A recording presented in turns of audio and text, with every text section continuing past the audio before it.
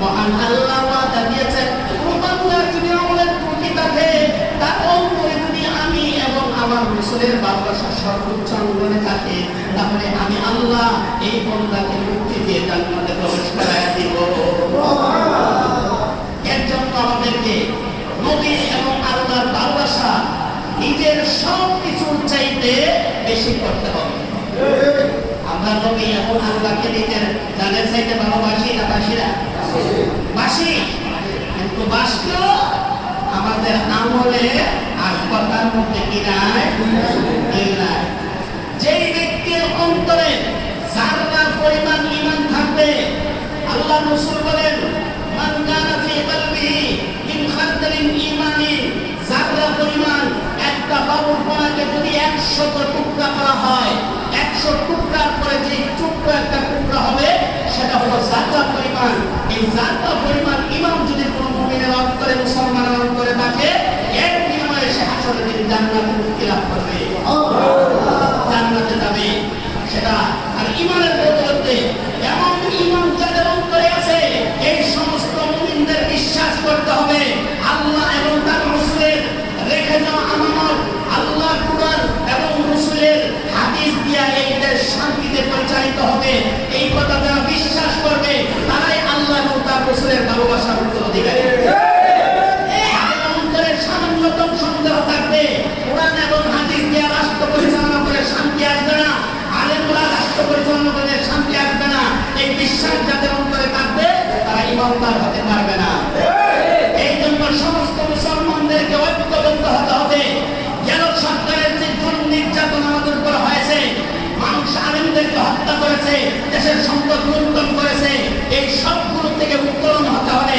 সাহাবায়ে কেরামের আদর্শ, রাসূলের রেখে যাওয়া হাদিস, আল্লাহর বিধান, কোরআনের বিধান যদি এই দেশে, বাংলাদেশে কায়েম হয়, তাহলে এই দেশের মানুষ শান্তির মুখ দেখতে পাবে।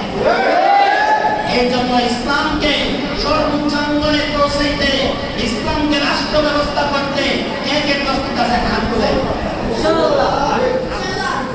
সবাই রাজি আছে? যদি ইসলামের হাত নামান, যদি ইসলামের জন্য রক্ত দিতে হয়, রাজি আছে? ইসলামের জন্য যদি মুখ চাইতে হয়, রাজি আছে? যদি স্বৈরাচারদের বিচার করতে গিয়ে মাঠে নামতে হয়, রাজি আছে? যারা আলেমদের বুকে গুলি চালিয়েছে, যারা নিরপরাধ আলেমদেরকে 11 বছর জেলে কারাবরণ করাইছে, যারা বিনা অপরাধে আল্লামা সাঈদীকে ফাঁসির কাস্টে ঝুলিয়েছে, তাদের বিচার বাংলার জমিনে হতেই হবে। মানুষের অত্যাচারের বিচারে বাংলার জমিনে হতেই হবে। এই দেশের মানুষের সম্পদ লুণ্ঠন করে, শত শত ব্যবসায়ীদেরকে উঠে ঘুরি করে, তাদের নিরপরাধ সন্তানদের, মাসুম বাচ্চাদেরকে যারা এতিম বানিয়েছে, তাদের বিচারে এই জমিনে হতেই হবে। সুতরাং বিচার করতে গিয়ে নিজেদের শরীরে তাজা রক্ত যদি দিতে হয়, সেই তাজা রক্ত দিয়ে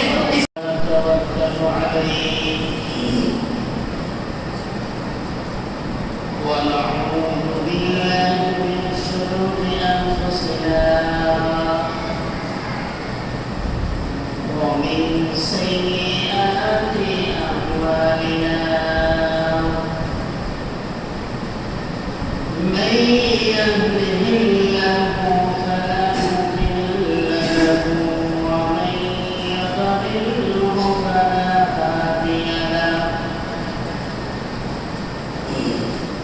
ونشهد أن لا إله إلا الله وحده لا شريك له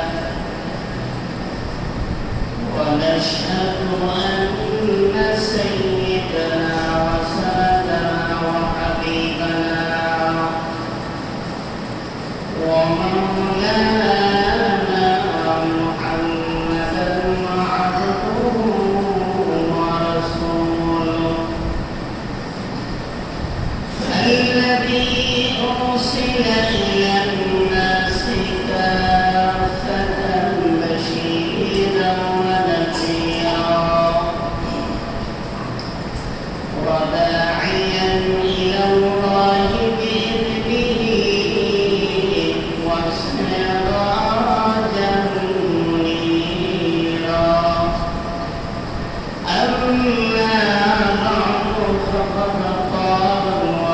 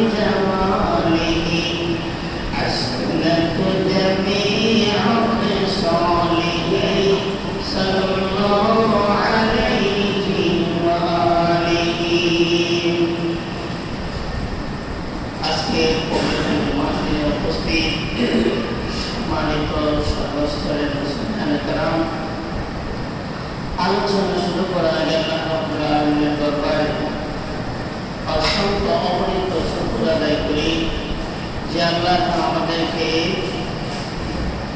আল্লাহর মসজিদে জুমার নামাজ আদায় করার উদ্দেশ্যে আল্লাহ আমাদেরকে আশকার বসার তৌফিক দান করেছেন। সেজন্য শুকর আদায় করি বলে আলহামদুলিল্লাহ।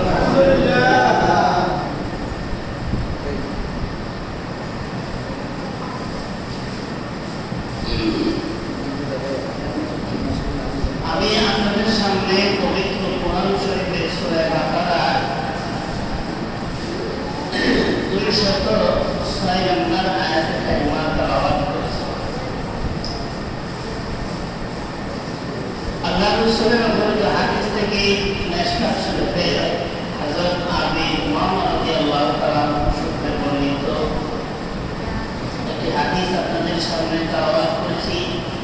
আয়াত এবং হাদিসকে সামনে রেখে সংক্ষিপ্ত আকারে কিছু কথা বলার চেষ্টা করবো। আল্লাহ যেন আমাকে ইখলাস নিয়তে আপনারা যারা উপস্থিত আছেন সকলকে আমলের নিয়তে শ্রবণ করার তৌফিক দান করুন। আমিন।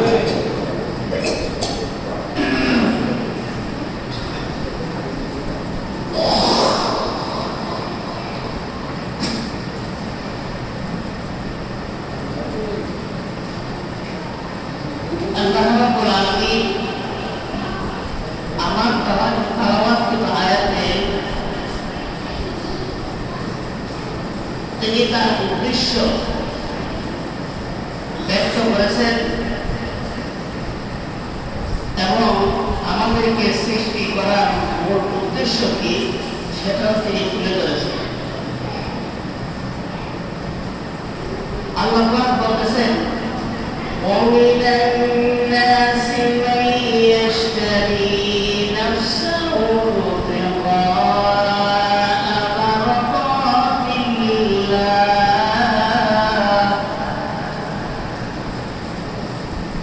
মানুষের মধ্যে কিছু মানুষ আছে যারা নিজেদের অস্তিত্বকে নিজেদের সত্তাকে মুখ্যতা নিজের এই 3.5 হাত গতির দেহকে আল্লাহর সন্তুষ্টির জন্য বিক্রি করে দিয়েছে। আল্লাহকে রাজি খুশি করার জন্য নিজের এই 3.5 হাত গতির দেহ আল্লাহর কাছে বিক্রি করে দিয়েছে শুধু আল্লাহকে পাওয়ার জন্য। আর আল্লাহ এর বিনিময়ে কি দিবেন?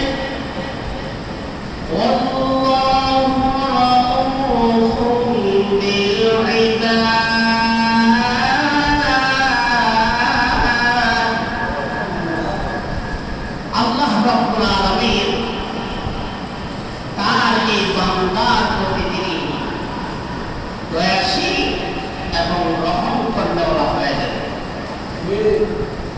বান্দা যখন আল্লাহর জন্য হয়ে যাবে তখন বান্দার যাবতীয় জরুরত পুরা করার জন্য আল্লাহ তার জিম্মাদারি নিয়ে নেবেন। হাদিস শরীফে আল্লাহ রাসূল সাল্লাল্লাহু আলাইহি ওয়াসাল্লাম বলেছেন মান আহাব্বা লিল্লাহ, কেউ যদি কাউকে মহব্বত করে লক্ষ্য উদ্দেশ্যটাকে আল্লাহকে ভালোবাসা, কাউকে মহব্বত করতো, তার সঙ্গে সম্পর্ক করতো, এর উদ্দেশ্য হল আল্লাহকে পাওয়ার জন্য। কারোর সঙ্গে বিদ্বেষ রাখলো, দুশ্মনী রাখলো, তার সঙ্গে সম্পর্ক চিহ্ন করলো শুধু আল্লাহকে পাওয়ার জন্য।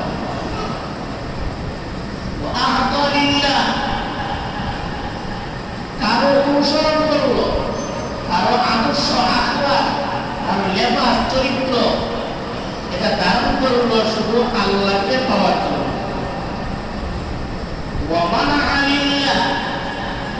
কাউকে কোনো কাজ থেকে, অন্যায় থেকে বিরত রাখলো শুধু আল্লাহকে পাওয়ার জন্য।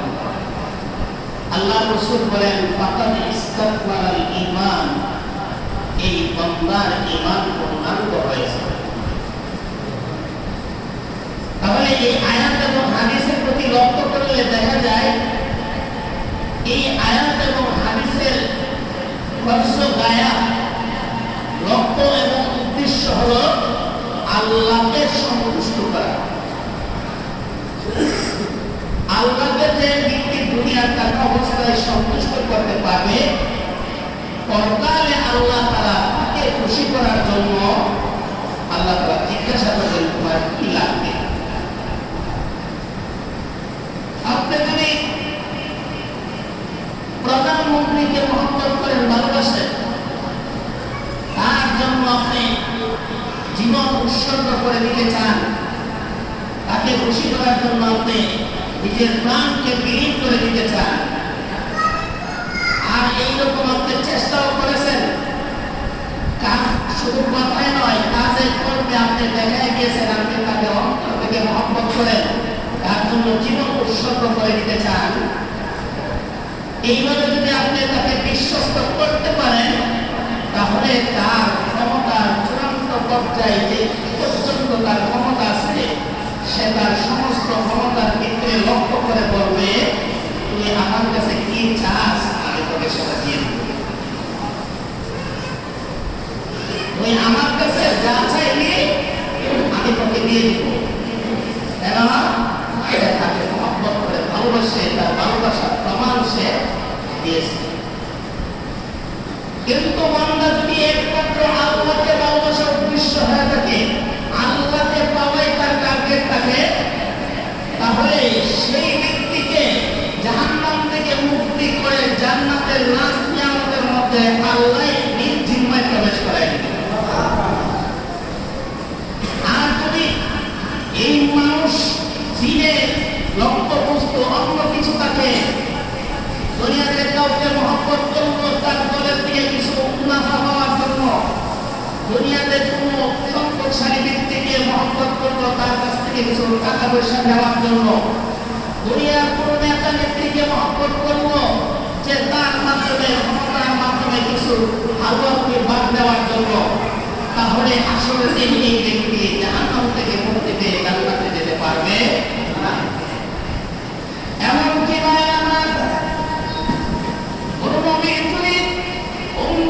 অনুসরণ করে থাকে, এই নবীকে আল্লাহ মেনে পরকালে আল্লাহ ছেড়ে মেনে পরকালে মুক্তি পাওয়ার জন্য চেষ্টা করে, আল্লাহ রাব্বুল আলামিন বলেন, তুমি আমার সঙ্গে শিরক করার কারণে আল্লাহুস সামাদ, এই সমস্ত শিরক থেকে, সমস্ত শরীর থেকে, অস্তিত্বের যেগুলো মানুষ শরীর করে থাকে, এই সবগুলো থেকে তিনি পবিত্র। নবীকে আল্লাহর ছেলে মনে করার কারণে আল্লাহর সাথে শরীক করায়া পরকালে যারা মুক্তি আশা করবে, এরকম খ্রিস্টানরা করে থাকে, মহান আল্লাহ হাসরের দিন ওই নবীকে বিচারের কাঠ করায় তারা বলবে আর বলবে, হে ঈসা, তোমার উম্মতরা তোমাকে কেন আমি রবের ছেলে মনে করতো? এই দাওয়াত তাদেরকে কে দিয়েছে? এই দাওয়াত তাদেরকে কে দিয়েছে? তুমি আজকে তার জবাব দিবা, আওতে সে তোমাকে জবাব দিতে হবে। ঈসা আলাইহিস সালাম বলবেন, আমি জিন্দেগিতে কোনোদিন তাদেরকে এই কথা বলি নাই, তোমরা আমাকে আল্লাহর ছেলে মনে করবা আর আমার ইবাদত বন্দেগী করবা। এই কথা জিন্দেগিতে কোনোদিন আমি আমার শাস্তির মধ্যে কাপ্তাও করিয়েন না। নবীও আফসোস করবে, নবীও নিজেদেরকে জান বাঁচানোর জন্য নিজেকে যারা শিখ করে ওনাদেরকে সম্মান মর্যাদা বাড়াতে চেয়েছিল, আজকে আমাদের দেশে যারা প্রভাবিত সুন্নি নামদারি নবীকে আলেম গায়ে বিশ্বাস করে প্রচার করে এবং নবীকে সম্মান দিতে দিতে আল্লাহর গুণের সাথে গুণান্বিত করে ফেলে, এই সমস্ত শিরকবাদীরা আসলে তারা আফসোস করবে এবং তাদেরকে জাহান্নামে নিক্ষিপ্ত হবে। মুসলিম শরীফের হাদিস, দুনিয়াতে কেউ কাউকে ভালোবেসে হাসরের দিন জাহান্নাম থেকে মুক্তি পাবে না, শুধুমাত্র একমাত্র যদি আল্লাহকে ভালোবেসে থেকে মহব্বত করে থাকে আর নবীর আদর্শ যদি গ্রহণ করে থাকে বিশ্ব নবীর, সেই নবীর ওসিলায় তারা মুক্তি পাবে। মুসলিম শরীফের হাদিসের মধ্যে উল্লেখ করেছেন হযরত আনাস রাদিয়াল্লাহু তাআলা বলেন, কিয়ামতের মাঠ দিন কায়েম হয়ে যাবে, ইজা কানাত কিয়ামাতু, যখন কিয়ামত শুরু হয়ে যাবে, মা'আদান নাসু ইলা বা'দিন বা'দান, একদল মানুষ আরেকদল মানুষের কাছে যাবে, গিয়ে বলবে চলো কিয়ামতের ভয়াবহ অবস্থার ভিতরে নিষ্কৃতিতে চলে আমরা আদম আলাইহিস সালামের কাছে যাই। তিনি তো সৃষ্টির প্রথম মানুষ ছিলেন, আল্লাহ তাআলা সর্বপ্রথম তিনাকে সৃষ্টি করেছিলেন, সুতরাং তিনি হলেন আদি পিতা আদম আলাইহিস সালাম। ওনার কাছে যদি আমরা যাই তাহলে উনি আল্লাহর কাছে সুপারিশ করেন, মহান আল্লাহ রাব্বুল আলামিন ওনার সুপারিশের মাধ্যমে কিয়ামতের মাঠে বিচার শুরু করবে। তারপরে আমরা জান্নাতি হয় আর জাহান্নামী হয়, যেখানে আমরা যাওয়ার পয়সা হয় সেখানেই যাব। লোকেরা বলবে যে আদম আলাইহিস সালামের কাছে গিয়ে বলবেন, হে আব্বাজান, আপনি আমাদের জীবিত এই কিয়ামতের মাঠে যতগুলো মানুষ আছে সমস্ত মানুষগুলো আপনার সন্তান, আপনি তাদেরকে বাঁচানোর জন্য আল্লাহর কাছে একটা দরখাস্ত করুন। কিয়ামতের মাঠে বিভীষিকার সত্য কষ্ট আমাদের ধৈর্য ধারণ করা সম্ভব হচ্ছে না, আপনি একটু দয়া করে আল্লাহর কাছে সুপারিশ করুন আমাদের জন্য এই ঘটনা করে। আদম আলাইহিস সালাম তিনি বললেন, নাস্তা বিজালিকা, আমার পক্ষে এই কাজের সুপারিশ করা সম্ভব নয়। কেন? কারণ জানি ওই জান্নাত তারা নিষেধ করেছিলেন, ওই জান্নাতের ভিতরে তাকবি করবি তিনি নিষিদ্ধ গাছের ফল কিন্তু ভক্ষণ করিস না, আমি আল্লাহ নিষেধ করে দিয়েছি। এটাই আমার সন্তান, আসলে আমি হাসরের দিন কিভাবে সুপারিশ করব? আল্লাহর নিষিদ্ধ অমান্য করে ওই জান্নাতের বাহিরে গিয়ে আমি নিষিদ্ধ গাছের ফল দিয়েছিলাম, এর বিনিময়ে আমার উপর যে গজব যে বিপদ এসেছিল, শরীরের কাপড় খুলে পড়ে গিয়েছিল, এই অপরাধের কারণে আদম আলাইহিস সালাম আল্লাহর কাছে সুপারিশ করতে গিয়ে তিনি অপারগতা প্রকাশ করবেন। আমি তার অধিকারী নয়, আমি আল্লাহর কাছে সুপারিশ করতে পারবো না, কিন্তু তোমরা চলে যাও ইলা নূহ আলাইহিস সালামের কাছে। তখন সমস্ত আদম সন্তান দলকে যারা বিচারের কার্যক্রম তাড়াতাড়ি শুরু করার জন্য আহ্বান করবে, লোকেরা দল বেঁধে নূহ আলাইহিস সালামের কাছে যাবে, গিয়ে বলবে আপনি তো আদমের সানি, আপনার পরে পৃথিবীতে কোনো কাফের জীবিত ছিল না, যারা ছিল সব আপনার সন্তানরা ছিল, ওই সন্তানের আওলা নিয়ে আমরা আদমের সানি আপনি আমাদের পক্ষ হয়ে আল্লাহর কাছে বিচারের জন্য কিয়ামতের মাঠে বিচার শুরু করে দেন, সুপারিশ করেন। নূহ আলাইহিস সালাম বলবেন, আমি আল্লাহর কাছে দোয়া করেছিলাম, রাব্বিনা তাযার আলাল আদমি মিনাল কাফিরিনা দাইয়ারা, হে পৃথিবীতে কোনো মানুষ আপনি জীবিত রাখেন না, সকলকে কাফেরদেরকে আপনি ধ্বংস করে দেন। আর আমার সন্তানকে বলেছিলাম, ইয়া বুনাইয়া ইরকাব মা'না, হে আমার সন্তান আমাদের সঙ্গে নৌকাতে ওঠ। সে ছিল কাফের মুনাফিক, আল্লাহ আমাকে নিষেধ করেছিলেন, তারপর আমি তাকে বলেছিলাম শয়তান নৌকায় উঠ, নিজের সন্তান দাবি করে। আল্লাহ বললেন যে এটা তোমার সন্তান নয়, তুমি শয়তানকে ওঠার জন্য বলেছো, আর শয়তান তোমার সঙ্গে নৌকায় উঠে গেছে। এই কথা চিন্তা করে নূহ আলাইহিস সালাম বললেন, হে উম্মতেরা, তোমরা আমার কাছে এসে বলুন সুপারিশের অধিকার রাখি না, আমি অপরাধী। এক কাজ করো তোমরা, একটু তোমরা চলে যাও ইলা ইব্রাহিম আলাইহিস সালাতু ওয়াস সালামের কাছে। বলবেন যে তোমরা ইব্রাহিম আলাইহিস সালাতু ওয়াস সালামের কাছে যাবে। ইব্রাহিম আলাইহিস সালাতু ওয়াস সালাম বলবেন, আমি বলেছিলাম মূর্তিগুলো বাংলার করে বলেছিলাম ইন্নী সাকিমুন, আমাকে বলা হয়েছিল চলো বাংলাতে যাই, কারটা বলেছিল আমি বলছিলাম ইন্নী সাকিমুন, আমি অসুস্থ। পক্ষে আমি শারীরিক কোনো অসুস্থ ছিলাম না, ইমানের দিক থেকে আমি অসুস্থ ছিলাম। যদি আপনারা জিজ্ঞাসা করেন ইব্রাহিম তুমি তো অসুস্থ ছিলে না, কেন তুমি এই কথা বললে তুমি অসুস্থ? আল্লাহ দরবারে আমি আত্মা করে যাবো। ইব্রাহিম আলাইহিস সালাম অপারগতা পেশ করবেন, এই বলবেন লাস্তু বিযালিকা, এই সুপারিশের অধিকারী আমি হতে পারি না। এক কাজ করো তোমরা যাও ইলা মুসা আলাইহিস সালামের কাছে যাও। উম্মতরা বললেন যে মুসা আলাইহিস সালামের কাছে গিয়ে বলবেন আনতা কালিমুল্লাহ, আপনি আল্লাহর কথা, আল্লাহর সঙ্গে আপনি সরাসরি কথা বলেছেন। আল্লাহ আপনাকে কালিমুল্লাহ বানিয়ে দিয়েছেন, আপনি একটু বলুন না আমাদেরকে নিয়ে আল্লাহর কাছে যান, যে আমাদের মাকে বিচার যখন শুরু করে দেয়। এই কথা বলার পরে মুসা আলাইহিস সালাম বললেন আমার পক্ষে সম্ভব নয়, আমি ইসরাইলের কিন্তু এক লোকের শাসন করতে গিয়া তার গায়ে আমি ঘুষি মেরেছিলাম, কিংবা সব দিয়েছিলাম, ওই চোরের আঘাতে কিংবা ঘুষের আঘাতে আওয়াকাজা আমি ঘুষি মেরেছিলাম, ওই ঘুষি যে লোকটা দুনিয়া থেকে ছিল করে বিদায় হয়ে গেছে। আল্লাহ যদি জিজ্ঞাসা করেন মুসা তুমি কি একটা নিরপরাধ মুখকে কেন ঘুষি মেরে হত্যা করে দিলে, এই অপরাধ তুমি কেন করলে? তখন আমি আল্লাহর কাছে কি জবাব দিব? আমার পক্ষে সম্ভব নয় রাসূলুল্লাহ, আমি এই সুপারিশের অধিকারী না। তারপর তিনি বললেন তুমি ইলা ঈসা রূহুল্লাহ, তোমরা আল্লাহর পয়গম্বর ঈসা আলাইহিস সালাম যিনাকে মহান আল্লাহর পক্ষ থেকে হুকুম দিয়া উদ্ধারের মাধ্যমে মরিয়মের মুখের মধ্যে জিবরাইলের দ্বারা ফুঁকিয়ে মহান আল্লাহ তার অস্তিত্ব মান করবে দিয়েছেন। তার সম্মান আল্লাহর কাছে বেশি। তিনি শুধু সময় দেখে আল্লাহর কুদরতি মুজিজা আল্লাহর পক্ষ থেকে আল্লাহ নিদর্শন প্রকাশ পেয়েছে। পুরে দেখা তার অবস্থায় তিনি বলছিলেন এমনি আল্লাহ, আমি আল্লাহর বান্দা। এইভাবে তার মাধ্যমে আল্লাহ তাআলা তার বক্তব্য প্রকাশ করেছেন। তোমরা ঈসা নবীর কাছে যাও। ঈসা আলাইহিস সালাম বলবেন রাসূলুল্লাহ, আমি এর অধিকারী নই, সুপারিশ করা আমার কাছে সম্ভব হবে না। কেন হবে না জানি? এর কারণ হল অনেক খ্রিস্টানরা আমাকে আল্লাহর ছেলে মনে করে, ঈসা আল্লাহ আল্লাহর ছেলে বলে তারা অনুমোদন করে। আমাকে আল্লাহর ছেলে বানাইয়া তারা আমার গোলামি করেছে, আল্লাহর গোলামি করেছে।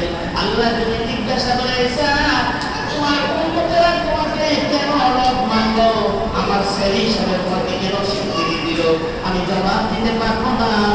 আমাকে ক্ষমা করে দাও, আমি তোমাদের জন্য সুপারিশ করতে পারবো না। তবে তোমাদেরকে আমি একটা সন্তান দিয়ে দেই, যেই সন্তান অনুযায়ী করে তোমরা যেতে পারো, তোমাদের মধ্যে একটা ব্যবস্থা করা যাবে। তখন লোকেরা বলবে তাহলে আমাদেরকে সেই সন্তান দেন। হযরত ঈসা আলাইহিস সালাম বলবেন আল্লাহ রাব্বুল আলামিন যতগুলো নবী দুনিয়াতে পাঠাইছেন, যতগুলো রাসূল দুনিয়াতে পাঠাইছেন, কোন নবীকে কোন রাসূলকে তিনি হাবিবুল্লাহ বানায় নাই। আখির জামানার পয়গম্বর বিশ্ব নবী মুহাম্মদুর রাসূলুল্লাহকে মহান আল্লাহ হাবিবুল্লাহ বানিয়েছেন। তোমরা ওই হাবিবুল্লাহর কাছে যাও, শেষ নবীর কাছে যাও। উনি যদি কি আল্লাহর কাছে সুপারিশ করেন সব কিছু মিস হইতে পারে। বিশ্ব নবীর কোন দরখাস্ত মহান আল্লাহ ফিরায়া তাকে দিবেন না।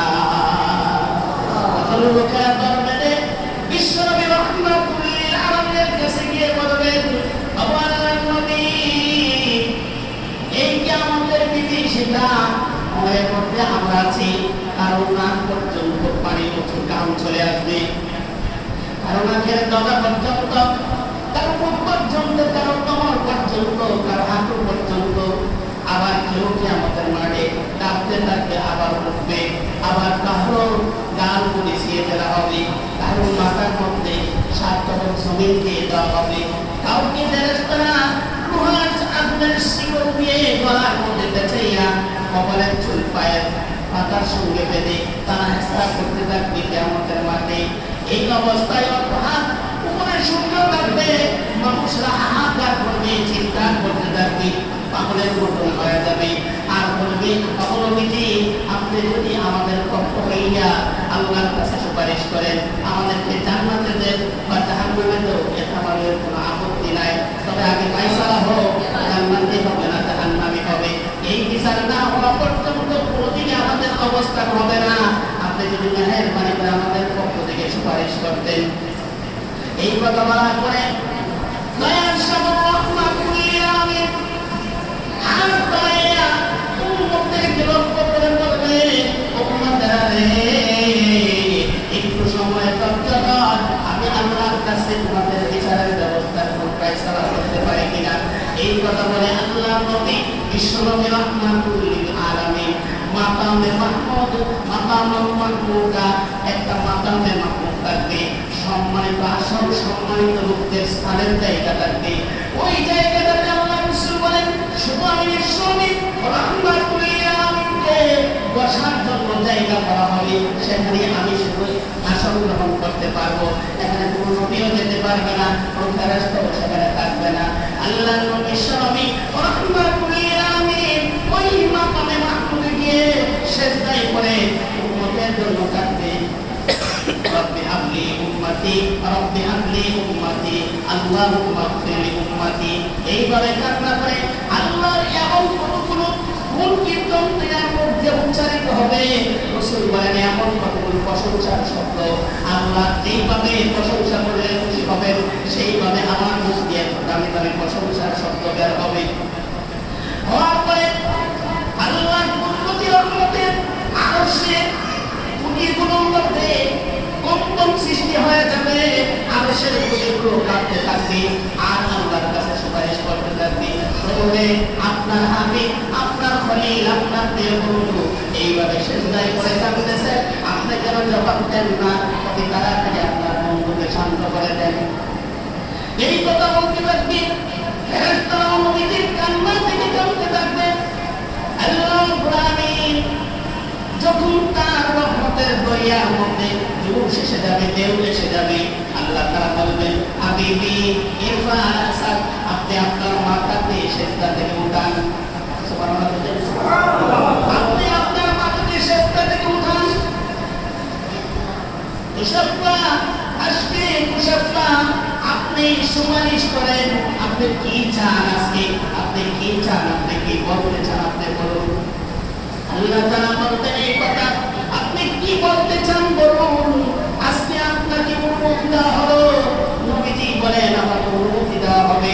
আমি মাথা উঠায় বলবো, প্রভু গো, আপনি আমার উম্মতকে জাহান্নামে দেন আর জান্নাতে দেন, এটা হলো পরের বিষয়, কিন্তু আমার উম্মতেরা বাবা আপন থেকে নিয়ে আমি পর্যন্ত যত নবীরা এই মাঠে উম্মতেরা উপস্থিত আছে, কেউ আপনার কাছে সাহস পাই না আপনার কাছে সুপারিশ করার জন্য। আমি আল্লাহ, আয় আল্লাহ, আমি আপনার কাছে সুপারিশ করি, আপনি সমস্ত উম্মতের বিচারের ব্যবস্থা করে নেন। এই কথা বলার সঙ্গে সঙ্গে আল্লাহ পাক হুকুম করবেন, ফারিকুন ফিল জান্নাতি ওয়া ফারিকুন ফিস সাঈদ, জাহান্নামীদের আলাদা হয়ে দাও, ফেরেশতারা জাহান্নামীদেরকে আলাদা করে ফেলবে। ওয়া ফারিকুন ফিল জান্নাহ, যারা জান্নাতি হবে তাদেরকে আলাদা করে দাও। আলাদা করে দেওয়ার মধ্যে জাহান্নামীরা বিনা দরখাস্তে বিনা হিসাবে জাহান্নামে চলে যাবে। যখন ঈমানদাররা উত্থিত থাকবে, সর্বপ্রথম যে ঈমানদারদের মধ্য থেকে যাদের হিসাব সহজ করে দেওয়া হবে, আল্লাহর রাসূলের কাছে সাহাবী এসে বলেন, ইয়া রাসূলুল্লাহ, মাতা সাআত, কিয়ামত কখন হবে? রাসূল বললেন, তুমি কিয়ামতের কি প্রস্তুতি নিয়েছো? সাহাবী বললেন, ইয়া রাসূলুল্লাহ, হে হাবিবাল্লাহ, বললেন নবী, কিয়ামতের জন্য এমন কোনো প্রস্তুতি নিতে পারি না, তবে আমি একটু প্রস্তুতি নিয়েছি। আমি আল্লাহ এবং তার রাসূলকে দিল থেকে মনের প্রাণে আমি তাদেরকে ভালোবাসি। এই কথা বলার পরে সাহাবায়ে কেরাম উপস্থিত যারা ছিলেন, মুহাদ্দিসে কেরাম বলেন, উপস্থিত সাহাবীরা ইসলাম গ্রহণ করার পরে যেই পরিমাণ খুশি হয়েছেন, ইসলাম গ্রহণ করার পরে তারা ইসলাম পাইতে খুশি হয়েছেন। শুধু এই কথাটা উচ্চারিত হওয়ার কারণে আল্লাহ এবং রাসূলকে যারা ভালোবাসে তারা জান্নাতে যাবে।